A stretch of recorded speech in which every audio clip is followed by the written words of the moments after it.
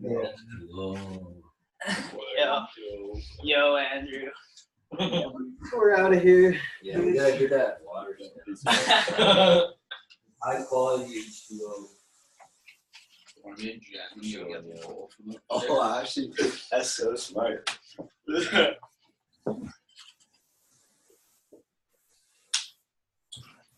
Every time I look at that view, I always look through their little like round window, Oh yeah. and I really want one. Just a round window. Yeah. How do you say? That's a full unit right there. Oh, yeah, for sure. Checking out some nice smokes. Watch me. Well, someone had an idea. Yeah.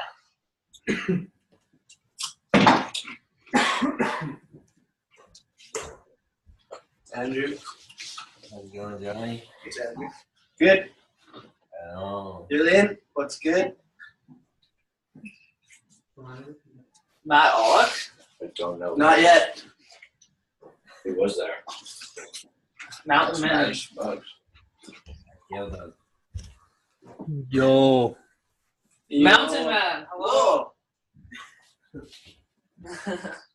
Shoot, wish I could know that. I know, right? Matt, what's your beard at? How many months? 3 today. It's like a kid. Wow. The anniversary. Wow.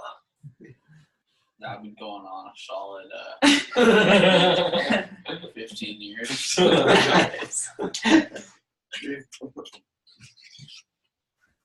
Okay, this might be difficult. We'll see. Let's see how she goes. Oh, did you bring a whiteboard to hold up for them to? Kind of. Good idea. Might be a little complicated.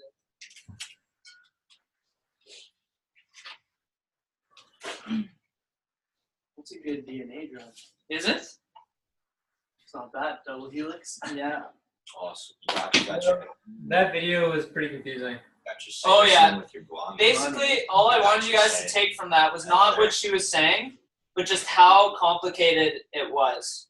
Yeah. It was kind of distracting because the graphics were so bad. There's a really cool video that is just like the cell, but what I realized when I looked at it was that it actually didn't show that DNA to protein process that we're going to talk about today. Oh, okay. It was just a whole bunch of confusing words, so I didn't want you guys to look at that one. So I tried to find one that was a bit more relevant, but yeah, it was pretty confusing. Sorry. No, it's all good. But it looked pretty complicated, hey? Yeah. Okay, we'll pray and we'll get going here. I want to make sure I press record because I always forget. Oh, it says record. Cool. Johnny, do you want to just pray for us? Yeah. All right, God, thanks for this night to get together and to read into just the beauty of your creation, and we see the complication of even the simplest action that our bodies do, or that DNA does. It's amazing, Lord, and just help us to see you in that, to glorify you, to be able to have, continue to find more good reasons for your existence and for to see your work, your hand at work in our lives and in this world. Bless our conversation, and help us come away understanding a bit better. A bit more, Lord. In Jesus' name we pray. Amen. Amen. Okay, does anyone recall what we went through last time? It was like a month ago, so you might not, but...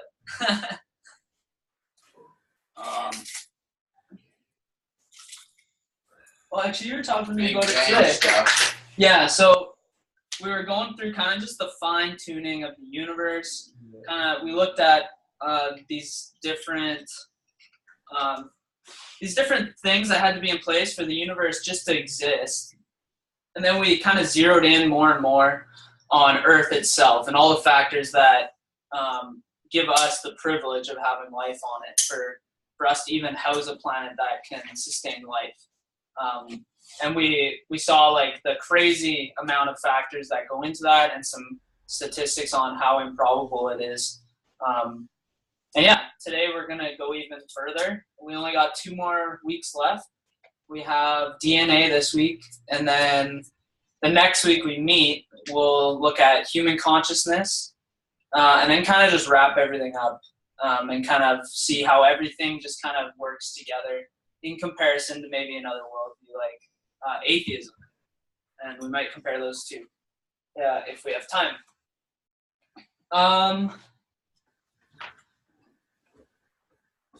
So I want to start off by saying I'm not touching evolution at all, like in this whole series, because I think we get hung up on evolution, and I think often in conversations with people, it's if we start kind of tearing down their theory of evolution, they're not even going to give us kind of the rest of their conversation. They're not going to give us their ear. I also believe that evolution is a decent theory once you have life. The unfortunate thing is that, or the fortunate thing, I guess, is that evolution can actually explain the origin of life.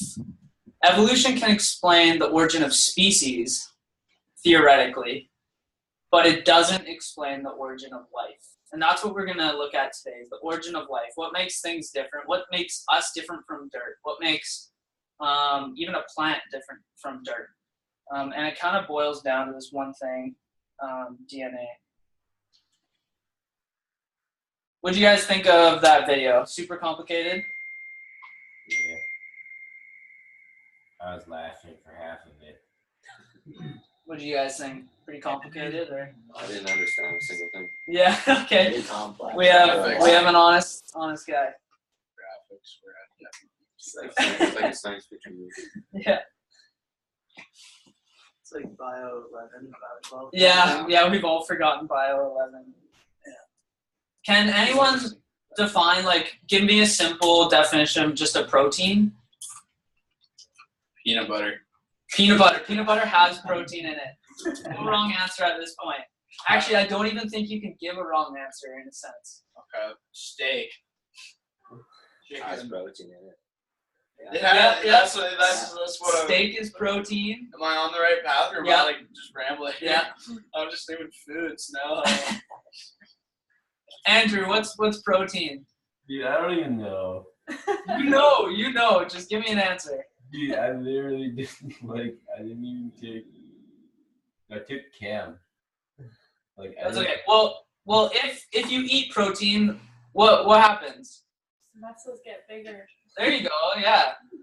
So basically, protein is kind of just like the building blocks of everything biological. So almost everything biological that happens in your body is because of proteins. Proteins go into making your cells. Proteins go into making muscles. Proteins go into, those little machines that are kind of grabbing onto the DNA in that video? Those are made of proteins. So proteins are kind of just the building blocks of life. So if we're making a big house, let's say, of biological material, the little Lego pieces are protein. So that's what protein is. Can anyone give me a simple definition of DNA? The code for all life. Yeah, it's just a code for life. Basically, the instruction manual for these proteins to follow. What's crazy is, so to simplify kind of how the protein is made, should I try and use this diagram here? Okay, we'll try here. Brando got off. Okay, so you guys see the DNA? Yeah. Oh shoot, it's backwards. Whatever. Oh, this might not work as well as I thought. What if you flip it? See how it's backwards? DNA. Is it backwards to you guys? AND. Can you guys read this? Yeah. That's Yeah. good. What does it say? 4 bases. 8. Oh, sweet. Okay. Maybe it's just backwards on our screen. Okay, so this is a DNA strand. And then this is basically biology teacher right here. So this is a zoomed in version of the DNA strand. So DNA has these characters, like these adenine, Amino thymine, cytosine, and guanine, but we'll just call them A, T, C, G. Basically these letters of the DNA alphabet. And when you zoom in here, there are these connections here. And the way that a protein is made is first it takes 3 of these. So there's already a protein that's going to read 3 at a time. So did you guys see in that video the lady was saying how that last machine, it was like reading 3 at a time? And it was kind of like going chunky like that through it. Yeah. So there's going to be a little protein machine that's going to read 3 at a time. And what that's going to do is it's going to create an amino acid. We'll just do A for amino acid. And what happens is it'll keep reading these 3 and keep building amino acids until you get a super long line of amino acids, which is a protein. So it's super complicated. So a protein is about 72 amino acids. So you have to have this correct sequence here to produce the correct amino acid in every single order so that you get the right protein. And so you have to have 72 codons, which are these 3 letters in a row for it to create a protein. And the reason that is because the protein kind of gets shaped like a key. And there are other proteins within the cell and stuff that it'll fit perfectly to serve its function. And so if the protein gets a different code in the middle of it, it'll bend weirdly and it won't function how it's supposed to. So that's kind of how protein is made. The crazy thing to think about is that what first happens is the DNA actually gets cut by a protein. And then what happens is a protein then makes a copy of that DNA, and then a different protein reads it. And so you have these 3 or 4 proteins involved in this whole process. Wait, is Mike here? Is that Mike? Probably. I thought I heard a car. Flush. So do you guys kind of see a problem arising here? What does it take to read DNA or to make DNA or replicate DNA? Protein. Proteins. But what creates proteins? DNA. Amino acids. DNA. Well, yes. Well, so it's kind of like the chicken and the egg problem. It's like what came first, DNA or protein? Because to replicate DNA, you need protein. But to even get a protein, you first need DNA so that you have that information to make the protein.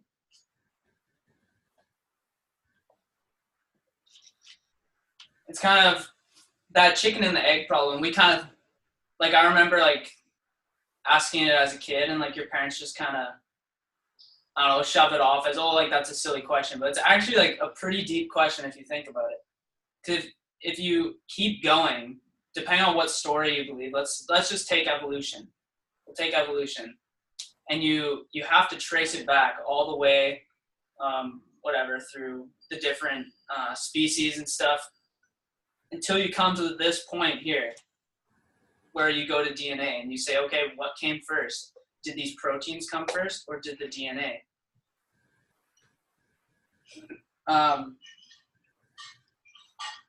The huge problem is that DNA in and of itself kind of is information. It reads like a book. And so there's these guys who are trying to come up with a theory for how DNA first came into existence. And it was called the self-organization theory. So basically what they said was that, okay, in an atheist worldview, let's say there's only matter and energy, then there should be these reactions that happen in a pattern that form DNA. And that maybe is how we got the first simplest DNA. The problem is that all DNA we know about doesn't follow any pattern at all. It actually acts like a language. And it's kind of crazy because one of the proponents, his name was Dean Kenyon. He actually wrote a book arguing for this self-organization principle. And then later wrote another book retracting his theory as he looked into DNA and became a Christian. He's actually a young earth creationist, which is kind of funny. That's like one extreme to the other. He says, this new realm of molecular genetics is where we see the most compelling evidence for design on Earth. We have not the slightest chance of a chemical evolutionary origin for even the simplest of cells. Intelligent design makes a great deal of sense, as it very closely matched the multiple discoveries in molecular biology. At this point, there's basically no scientific explanation to the order of DNA. We can't account for why it's ordered like a language. We can map the genome to go back and see kind of where our species came from and how we adapted and go through family histories and stuff. But it's crazy because the chance of even getting a correct order, so like let's say we just had these amino acids, kind of chucked them in there, the correct order for the simplest protein is 1 in 10 to 130 zeros behind it. So an extremely small number. Which if we remember, I don't remember the numbers we had for the fine tuning of the universe, but that's an even smaller number than all those things that we talked about the other week for the fine tuning of the universe to come together. But even more, to get all these things together functioning in the cell itself, the number is 1 in 10 to the 40,000 zeros. Richard Dawkins himself said, it is grindingly, creakingly, crashingly obvious that if Darwinism were really a theory of chance, it couldn't work. You don't need to be a mathematician or a physicist to calculate that an eye or a hemoglobin, which is just a molecule, would take from here to infinity to assemble by sheer luck. No matter how large the environment one considers, life cannot have had a random beginning. The likelihood of the spontaneous formation of life from innate matter is 1 to a number with 40,000 zeros after it. It is big enough to bury Darwin and the whole theory of evolution. There was no primeval soup, neither on this planet nor on any other. And the beginnings of life were not random. They must therefore have been the product of purposeful intelligence. Which is crazy, because that's Richard Dawkins saying that. Is that recently or? I don't know how recent that is, to be honest. But he's kind of proposed 2 theories, which we'll kind of talk about in a bit, as to how it came into existence. The really important thing with DNA, so this is the big question in science right now, is the fact that DNA is literally encoded with information. We have no clue how it got encoded with information. I'm going to try and use this whiteboard again. Or maybe not. Okay. So with the DNA, the way it's read is like top down like this.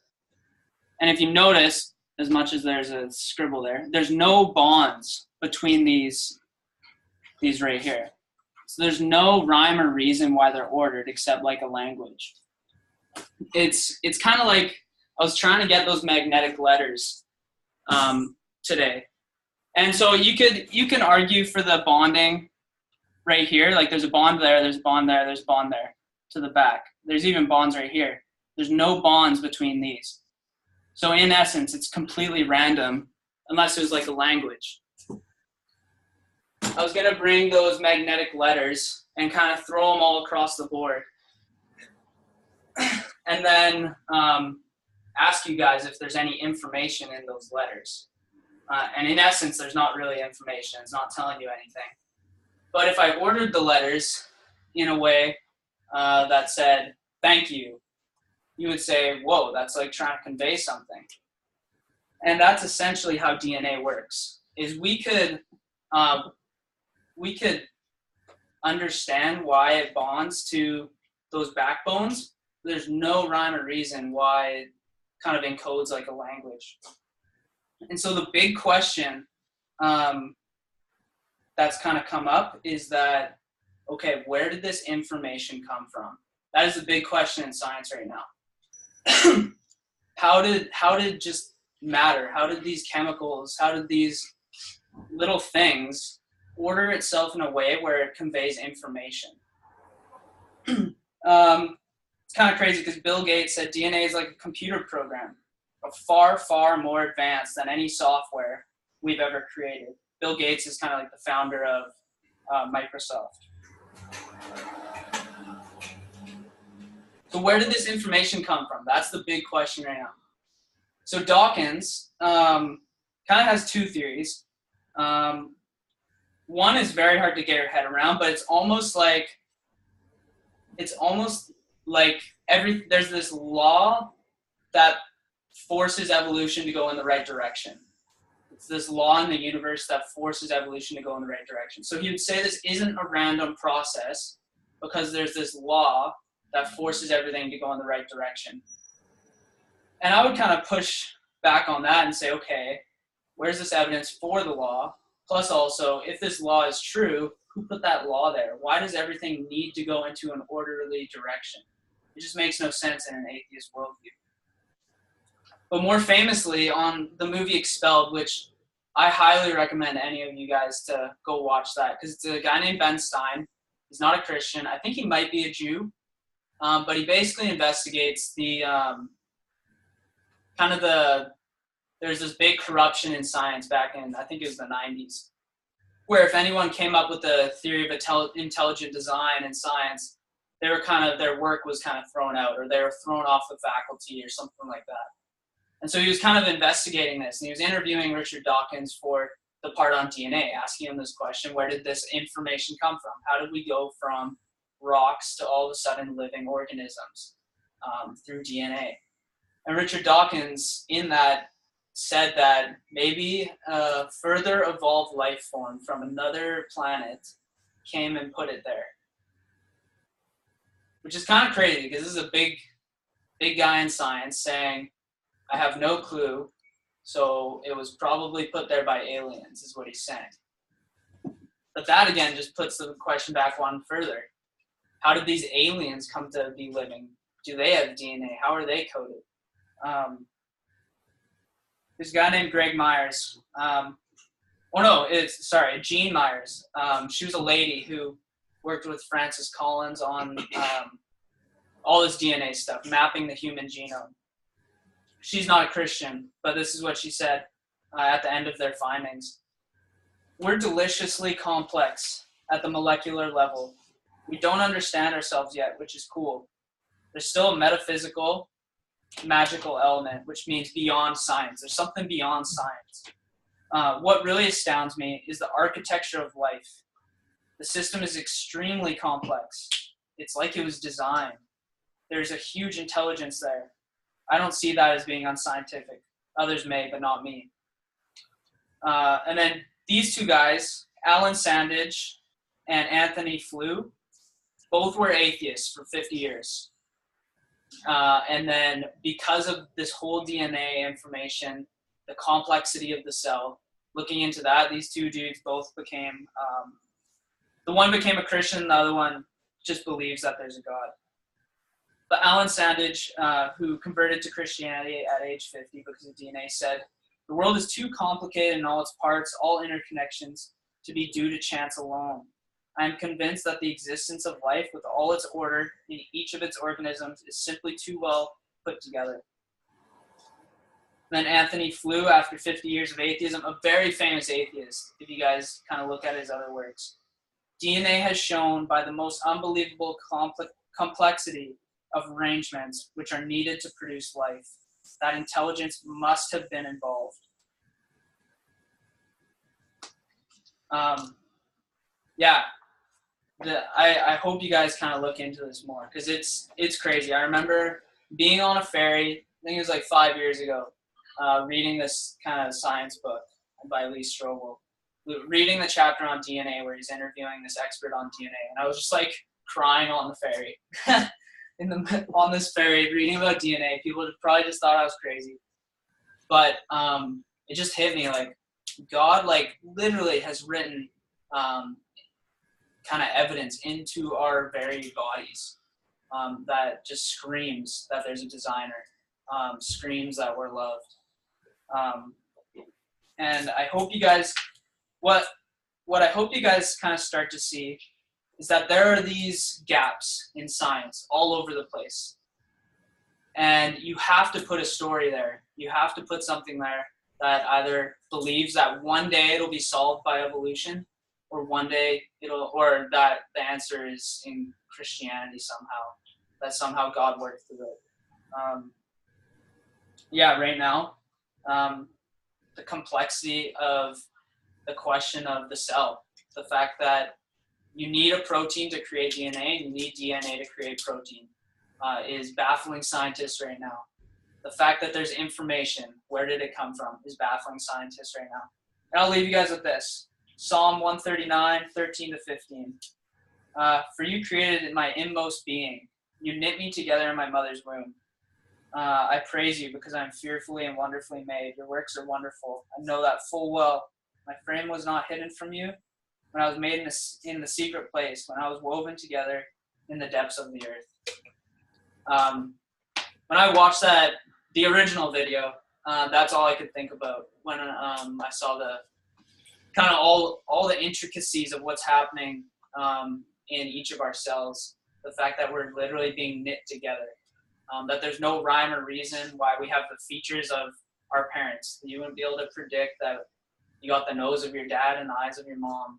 It's the fact that there's a designer behind this, working in DNA, literally encoding you with information for all these proteins to kind of build you up and kind of make you who you are. So, yeah, I hope you guys, I don't really have a takeaway, but I hope you guys are becoming more in awe of just kind of how much evidence there really is. We don't have a blind faith. We really don't. There's so much evidence. And at some point, it's going to take a leap of faith. Whether you're a Christian or whether you're an atheist, it's going to take a leap of faith in either direction, whatever story you're going to kind of trust. But yeah, I hope to see you guys in the next week that we do this, which hopefully is in 2 weeks. And we'll be going over human consciousness. Is there more to us than just a brain? More than just chemical reactions in our brain, or is there a spirit behind us? Is there free will behind us? Is there actually a morality that God's kind of put on our hearts? That's kind of stuff we'll be looking at, and then wrapping everything up, seeing, okay, what makes the most sense? I'm basically just going to hold up the atheist worldview and the Christian worldview. I won't go into like New Age stuff or whatever, because I feel like those are the two we kind of deal with the most. And just say, okay, which of these stories makes the best sense of all these kind of facts and these missing holes throughout history. So yeah, thanks for coming, guys. And hopefully Matt made you guys dinner today. Did you make them dinner? Did you make dinner, Matt? Did you make dinner? Well, my mom made dinner. That's what he did. Smokies, yeah. At least cookies, Matt. Did you get some cookies for them? Please, stop making me feel bad. You got some. Just kidding. Thanks for coming, guys. Hey, Matt, thanks for putting in the work to get everyone together. Yeah, thanks for sharing, man. Nice beard. Keep growing. See you guys later. Yeah. Yeah.